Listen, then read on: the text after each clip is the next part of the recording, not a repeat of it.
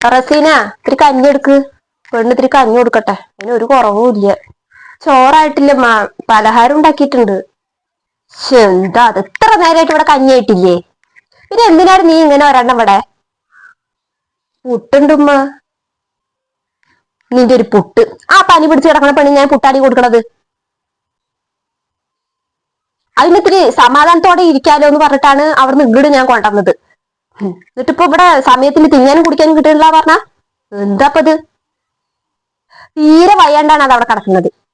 നിന്നെ ഒരുത്തിനെ കണ്ടിട്ടാണ് ഞാൻ അവളെ ഇങ്ങോട്ട് കൂട്ടിക്കൊണ്ടെന്ന് തന്നെ.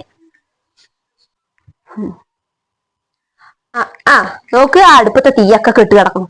നീ എപ്പോഴാണ് ഈ കഞ്ഞിയും ചോറക്കാവണത്? നീ എന്ത് സ്വപ്നം കണ്ടിട്ടാണ് ഈ ഇവിടെ അങ്ങനെ നിക്കണത്? എപ്പോഴാ റബ്ബേ ഞാൻ ആ കുട്ടിക്ക് ഇത്തിരി കഞ്ഞിന്റെ വെള്ളം കൊടുക്കണത്? അപ്പോ ആരോട് പറയാന്?